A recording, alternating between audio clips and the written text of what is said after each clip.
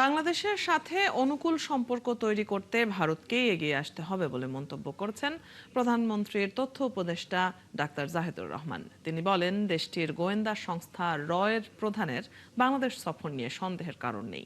নিয়মিত ব্রিফিংয়ে তিনি আরও বলেন, সাকিব আল হাসান পৌঁছে গেছেন, তার দেশে ফেরা নিয়ে নিরাপত্তার শঙ্কা নেই। এমনকি শেখ হাসিনা দেশে ফিরলে তাকে পূর্ণ নিরাপত্তা দিয়েই বিচার কাজ শুরু হবে। শারমিন নিরার প্রতিবেদন।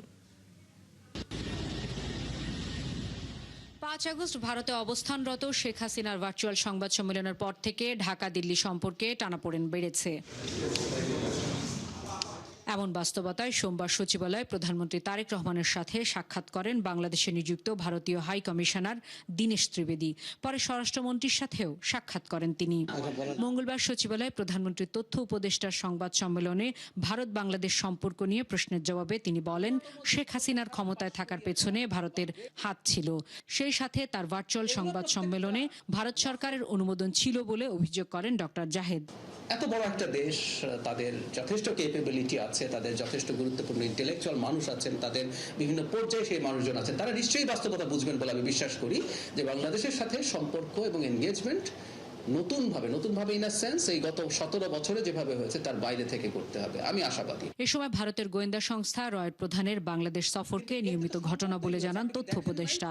ক্রিকেটার ও সাবেক সংসদ সদস্য সাকিব আল হাসান দেশে ফিরলে তার নিরাপত্তা নিয়ে শঙ্কা আছে কিনা এমন প্রশ্নের জবাবে উপদেষ্টা জানান, তার নিরাপত্তার ঝুঁকি নেই, আর শেখ হাসিনা ফিরলেও নিরাপত্তা পাবেন। ভারতের কোনো সংস্থা, কোনো প্রতিষ্ঠান আগে যেভাবে বাংলাদেশে কাজ করেছে, আমি হাসিনার আমলের কথা বলছি, যে ধরনের অ্যাটিটিউড করেছে সেটা হতে পারবে না। আমরা আলাপ করছি সেটা একটা স্বাধীন সার্বভৌম আত্মমর্যাদাশীল জাতির সাথে যেভাবে আচরণ করতে হয়, কথা বলতে হয়। ভারতের নিরাপত্তা নিয়ে তাদের কোনো বক্তব্য থাকতে পারে, আমাদেরও থাকতে পারে, এগুলো নিয়ে আলাপ আলোচনা হবে। কিন্তু ভালো খেলোয়াড় হতে পারেন, উনি একজন নষ্ট পচে যাওয়া মানুষ, যে মানুষ হাসিনার সাথে অ্যালাইন্ড হয় এবং এখনও অ্যালাইন্ড থাকেন।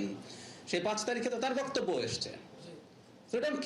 উনি কত নামী, কত সুনাম তার আছে, এসব ফালতু কথা উনি বলেন আসলে সরকারকে কিছুটা চাপে ফেলার। হাসিনাও যদি বাংলাদেশে আসেন, উনি তো বলছেন ডিসেম্বরে আসবেন, আমি বহুবার বলেছি তিনি যদি আসেন পূর্ণ নিরাপত্তার সাথে তিনি আসবেন, পূর্ণ নিরাপত্তার সাথে তিনি বিচারিক প্রক্রিয়ায় যাবেন, পূর্ণ অধিকার ভোগ করবেন বিচারিক প্রক্রিয়ায়, যা যা করা দরকার। তারপর আদালত যে সিদ্ধান্ত নেবে সেটা আমরা সবাই মেনে নেব।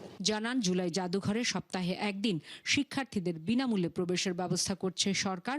পর্যায়ক্রমে অন্যান্য জাদুঘরেও এ ব্যবস্থা করা হবে।